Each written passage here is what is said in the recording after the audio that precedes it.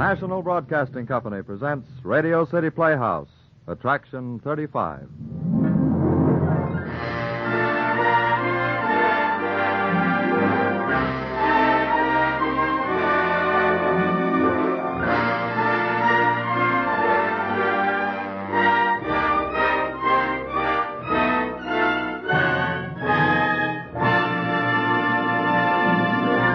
Tonight, we bring you a story that we, in common with many others who are far better qualified to judge, believe to be one of the finest mysteries ever written. The author is Thomas Burke, and the title, well, perhaps it might reveal too much too soon to those of you who prefer to solve your own mysteries. So, rather than deprive you of that pleasure, we'll save the title for later and simply introduce our story tonight as Attraction 35 on Radio City Playhouse.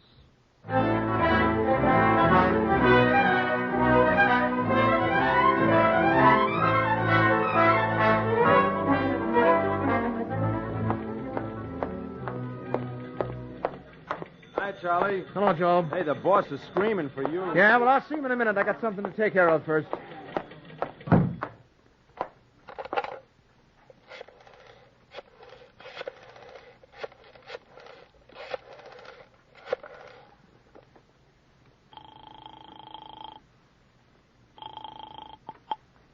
Hello? Hazel, this is Charlie. Oh, darling, I've been so frightened for you. Where are you now? I'm in my office at the paper. I just got back. You all right? I'm all right. I'll come right down. No, don't, dear. Did you get the story? I got the story. I'm going to write it now. Darling, you sound strange. You're sure you're all right? I'm fine. I'll call you when I'm finished. Please hurry. I will. Bye, dear. Charlie. What? You're the best newspaper man in New York. And I love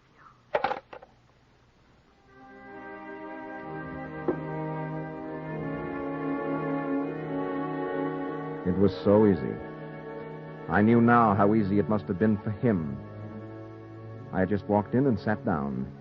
No one noticed a thing. Not even old Horseface at the city desk. My hands trembled a little as I reached for the phone again. Aside from that, no one would ever dream that 15 minutes before, I had killed a man.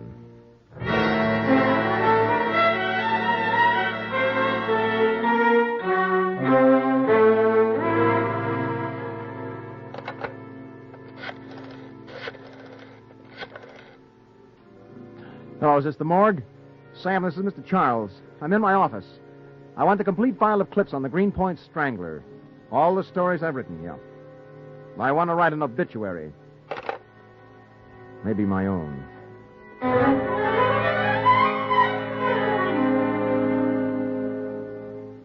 I lit a cigarette. In a few seconds, Sam would bring the files, and there they'd be, all my stories laid out before me, starting with the first one.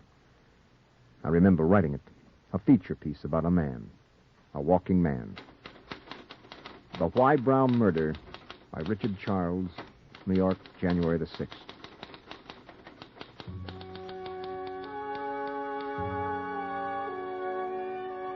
At 6 o'clock last evening, a wretched evening of damp and fog, Mr. Alfred Whybrow was walking home through the cobweb alleys of the Greenpoint section.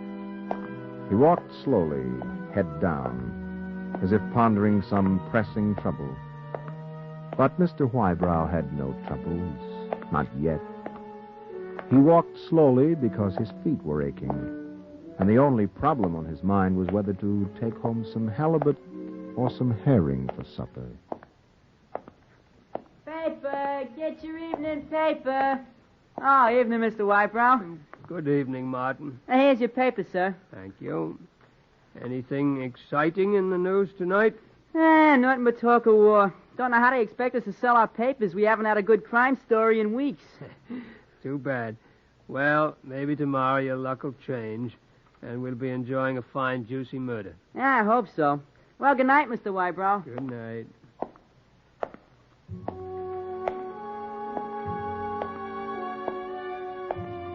You're right, Mr. Whybrow. There will be a murder, but I doubt if you will enjoy it. We'll walk on now, and hurry, Mr. Whybrow. It's too miserable a night for anyone to be out.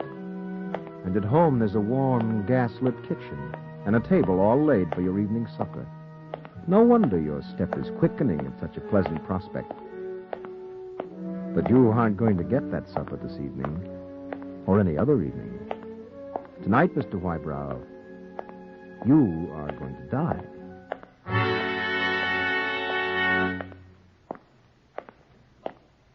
Would you like to know why? Well, stop here where the corner streetlight casts its greasy sparkle on the pavement. Stop, look, and listen before you cross the street. Especially listen. Hear that, Mr. Wybrow? Somewhere there in the fog, another man is walking. His footsteps coming closer to you. Well, go on now. Don't wait to see who he is. But just now, a thought has come into this man's mind. A sudden, strange desire to kill somebody. And that is the reason, Mr. Wybrow, you will never live to taste another herring. Yes, sir? Oh, it's you, Mr. Wybrow. Yeah. What'll it be? Wife told me to bring some herring or halibut home for supper. Halibut look good tonight? Passable, sir, but if I was you, I'd try the haddock instead. All right. A pound of haddock, then. Well, that'll be 50 cents. In just a minute, I find where I put my money. Well, that's all right, Mr. Wybrow. No hurry. Just take your time. Yes, take your time, Mr. Wybrow. No hurry at all. Death will still be waiting for you when you step outside. The man hidden there in the fog has picked you out with the same blind choice that made you choose the haddock, not herring, for your supper. And since he has no fear of God or man, he's going to murder you and then go home to his supper. There you go now, Mr. Wybrow. You and your following phantom. Two nebulous dabs of mortality. One to kill, the other to be killed. Walk on, Mr. Wybrow. And as you walk, look for the last time at the familiar features of your neighborhood. Don't hurry. For the slower you walk, the longer you will breathe the green air of this January dusk. Closer now your shadow of massacre moves. He's only a few yards behind you now. Can't you hear something in those footfalls, Mr. Wybrow? Can't you hear them almost shrieking something at you? Murderer. Murderer. No, there's nothing in footsteps. They all sound the same. But those footsteps are bearing on to you a pair of hands, of large white hands that even now are stretching their muscles in preparation for your end. Another minute, Mr. Wybrow, and you will know all about the horror of human hands. Well, you're almost home now, turning into your own street, you and your pursuing phantom. It's growing darker, so hurry, Mr. Wybrow. Now, there's your own front steps. Now, the door is locked. Your key. Hurry. There's no time for fumbling now. You're home. You're safe. You have a chance now. Shut the door quickly and bolt it tight.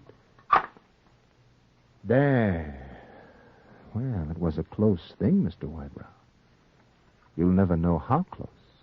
That you, Fred? Yeah, it's me, dear. I brought you some haddock. I'll bring it out to the kitchen then. I'm just starting supper now. Wait till I hang up my coat. Anything exciting happened today? Oh, no. Nothing exciting ever happens to me.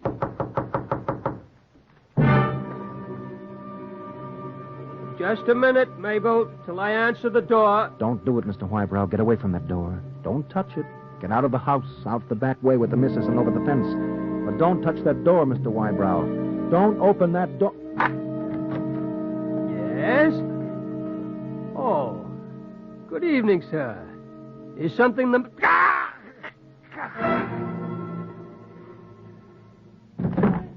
is it, Fred? If it's Mrs. Weymouth, ask her to come in for a cup of coffee. Well, why don't you answer me, Fred? Who is it? Fred, if you're playing another one of your tricks,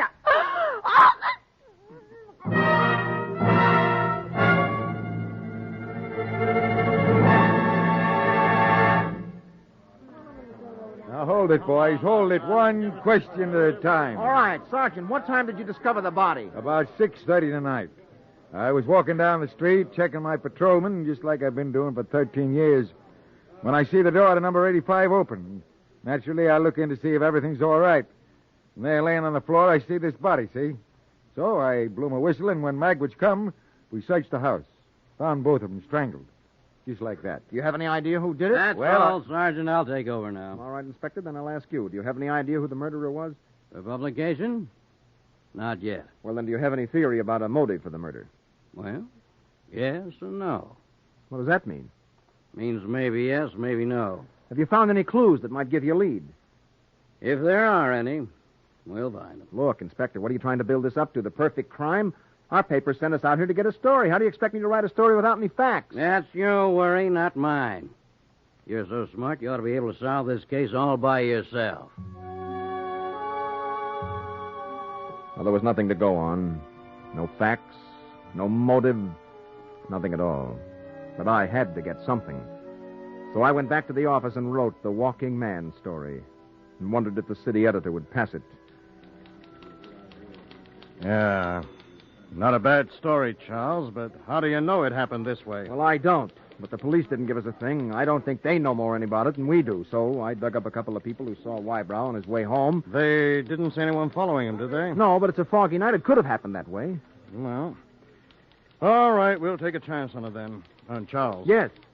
I'm going to leave you on this story, let you follow it up. And I wouldn't mind throwing a hooker into the police right now.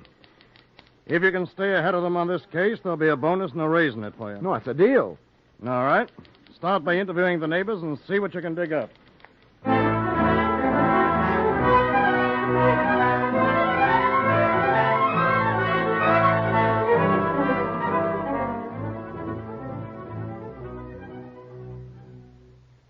You say you lived next door to the Wybrows for 7 years, Mrs. Wesley? 7 years come January. Mm-hmm. Did you ever notice anything... Mom, I'm going now. Oh, excuse me. Excuse me, this is my daughter, Nellie. This gentleman is a reporter from the Gazette. Is it about Mr. Wybrow? I'm afraid it is. He was so nice. Yes, so everyone says. Excuse me, Mama. I'm due at St. Michael's. Now, mind you now, come directly home. Ask Patrolman Magwitch to walk with you. I will, Mama. Don't stop to chatter now. I won't. Good night, Mama. Have a nice time. Oh, I hate to let her go out after what's just happened. Oh, no, she'll be all right. The police are all over Greenpoint tonight. The strangler wouldn't dare show himself around here again. Well... You're going to? Yes, I've got to get back to my paper. Thank you, Mrs. Wesley, and don't worry about Nellie. She's as safe as she would be in church.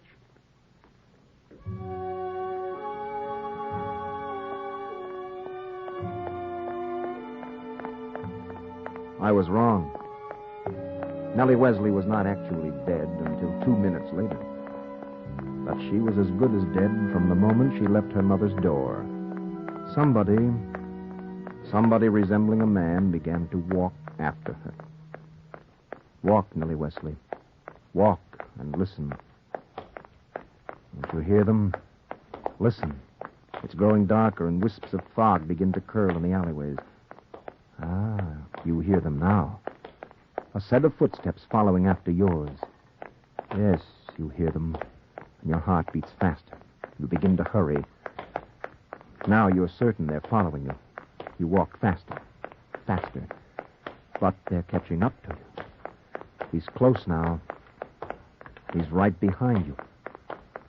Turn around, Nellie. Turn around. I was so frightened. I thought for a minute you were the strike.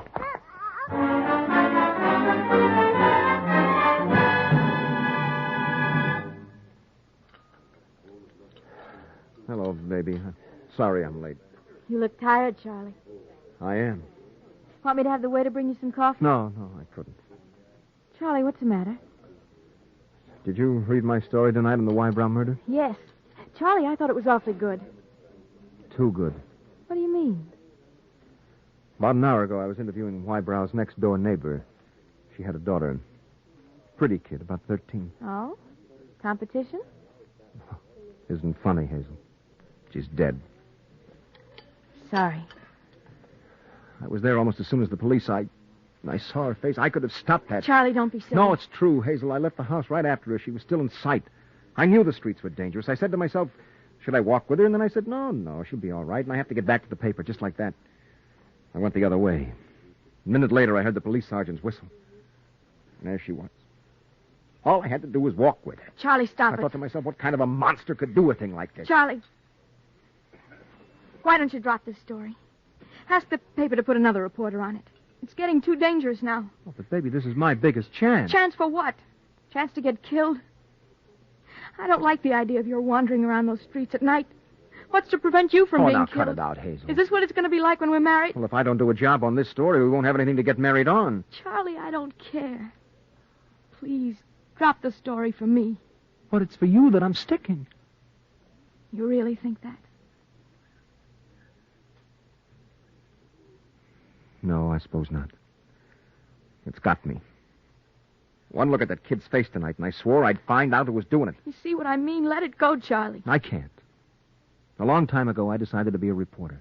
Well, now I am a reporter, and this is my chance to break into the big time. I can't quit, Hazel. I can't.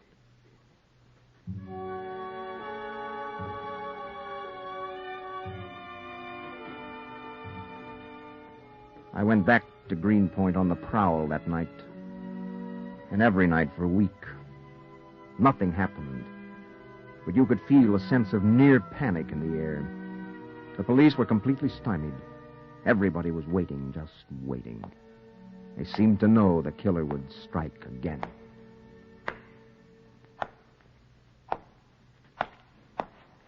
Magwitch. What? Oh, hiya, Sarge. All quiet? All quiet so far. Seen anyone? Just that reporter. Heavy fog tonight. Yeah. Whistle if you see anyone suspicious. I've got Coleman stationed at the other end of the block so no one can get out without passing one of you. Walk toward each other and cross every 10 minutes. Right. Keep an eye out. Right.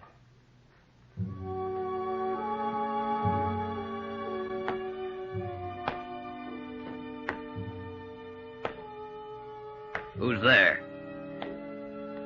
That you, Coleman? Come on, speak up. I can see you. Come closer. I've got a gun on you. Walk toward me. Walk. Well, why didn't you say it was you? Almost scared me out of my wit.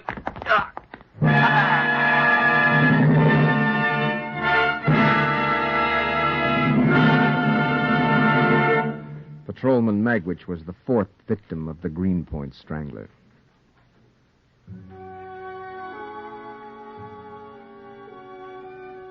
I covered that one, too. I covered them all. They were something more than murders.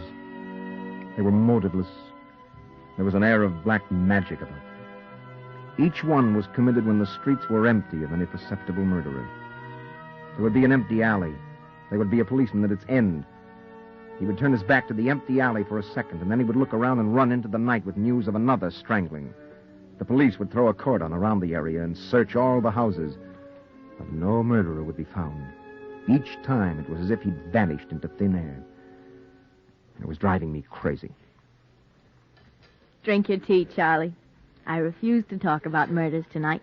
I just don't understand it. He can't just vanish. You have a curled-up nose, like a teddy bear I once owned. Murderers are human. They have substance. Long eyelashes. There must be some clue. And your hair won't stay put. Some logic to this. In fact, you're a very cute fella. Oh, Hazel, be serious. Darling, I see you so seldom these days. Must we What? talk about murders? I'm sorry, baby. This blasted case has got me to the point where I see bodies when I dream, when I eat. Charlie, What? give it up. Oh, no, we've been through that before. I can't take much more of it. Every night I sit alone and wonder what's he doing now. Is he safe? Is he being followed by someone? Will I open my paper tomorrow to see the headline screaming reporter strangled? If being a reporter's wife is going to be like that, I'm afraid I can't... Well, it can't go on like this, darling. After all, this series is making me. I'm in for a raise. It sounds wonderful, but I'd rather not wait for it. You really want me to quit, don't you? Yes, I do. Oh, Charlie, I do. You needn't burn up the world in a week, darling. I can wait. I love you. Please. Well, maybe you're right. Oh, Charlie. Come on, let's find the waiter and go. Check, sir. Yes, please. Now, where the devil did that waiter come from? He's been standing next to us for about 5 minutes. I never even noticed him. Wait a minute. What's the matter now? Holy smokes. What is it? Hazel. I know who the murderer is. At least I think I do. What? That waiter. Waiter? No, not the waiter, but he gave me the idea. Hazel, the murderer doesn't run away at all. I don't understand. He doesn't run away. He just stands there. He just stands there and nobody notices him. Charlie, where are you going? To find the murderer and ask him a question. Charlie, no. Call the police. Tell them about it. I don't dare. What I'm thinking is so fantastic, they'd laugh me right out of town. I've got to find this out for myself. But not alone. Charlie, you might be killed. No, I'll be all right, Hazel. I've got a gun. Oh, Charlie. Oh, Charlie.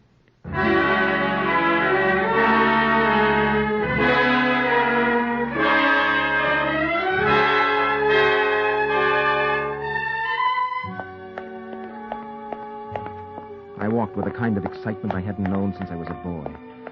When I reached the Greenpoint section, the fog had blanketed the streets. It curled into my nostrils and eyes. The street was empty. I strained my ears for a sound, but I heard nothing except the pounding of my own heart. At the corner of an alley, I stopped a moment. Was my mind playing tricks, or did I hear something? Yes. Through the fog, I could hear a set of footsteps approaching.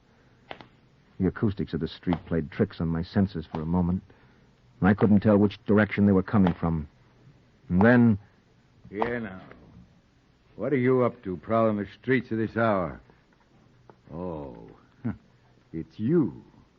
Good evening, Sergeant. You ought to know it ain't safe to be walking alone here. I do know. But I had some thinking to do. Well, do your thinking at home where you'll be safe. Sergeant, I can't stop thinking about this case. I guess you've thought a lot about it, too. Well, yes, of course. It's my duty. Well, then tell me. Has anyone ever seen this murderer? Not as I know. Yet he must be there. That's for certain. Then answer me this, Sergeant. What sort of a person do we all see every day? Always standing around, always at every crime, and yet we never really notice him because he's part of the scenery. Now, how would I know? The way I see it, a murderer can be anybody. Even you. You're always prowling around. And do you suspect me? I suspect everybody. Any more silly questions? Just one. Well? Sergeant Ottermole, why did you kill all those innocent people? Sergeant Ottermole, stand back. I have a gun.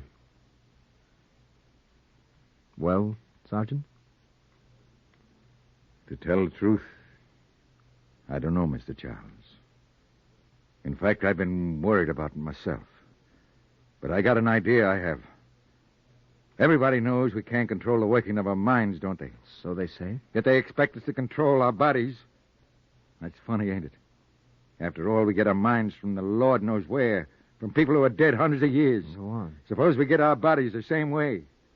Well, it couldn't be that parts of our bodies aren't really us, that they really belong to other people, and other people's ideas come into them all of a sudden. Good Lord, man, you're really insane. Couldn't it be, say, that ideas would come into my hands like this? Let go! Into my hands like all the others have. Hands are no match for a gun, Sergeant. Not even hands with ideas, Sergeant Ottermole.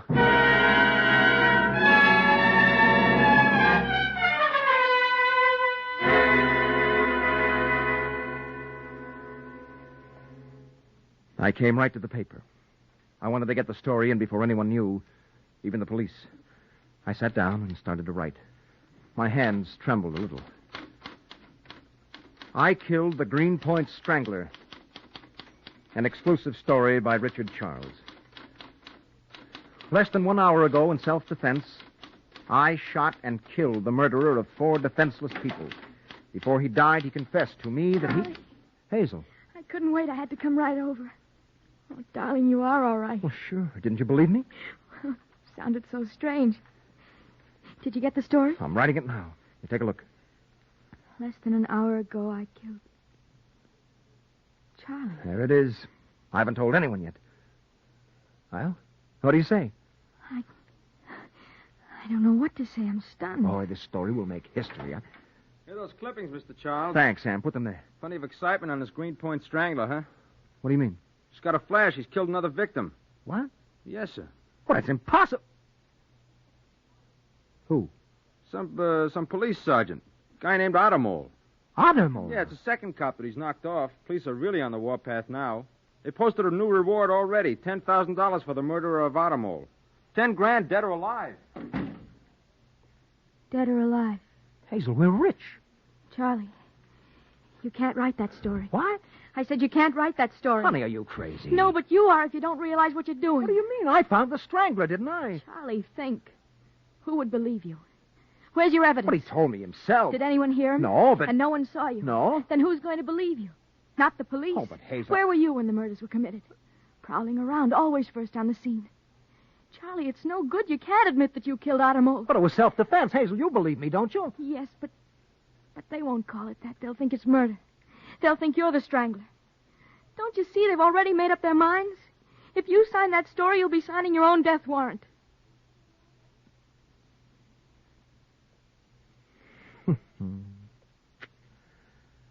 I wanted an exclusive, and I got it. What a laugh. So exclusive, I don't even dare write it. Tear it up, Charlie. No one must ever know. Yeah. What are you doing? What do you think? I got to write something. Yes, but what? I'm writing a eulogy. The murderer has struck again. Tonight, one of New York's finest, Police Sergeant Ottermole, bravely met a hero's death in the line of duty while attempting to capture the Greenpoint strangler.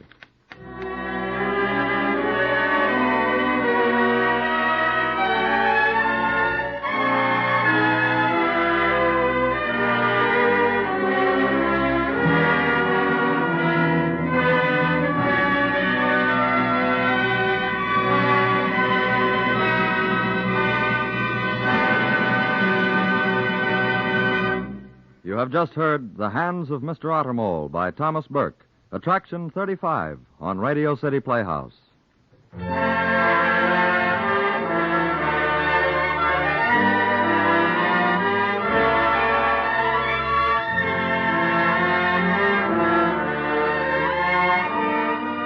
Now, giving credit where credit is due for tonight's performance, The Hands of Mr. Ottermole was adapted for Radio City Playhouse by George Lefferts. John Larkin was featured as Richard Charles, the reporter. Delle Ellis was heard as Hazel, and Edwin Jerome as Sergeant Ottermole. Music was composed by Dr. Roy Shield and conducted by Joseph Gorner. Radio City Playhouse is supervised for the National Broadcasting Company by Richard P. McDonough.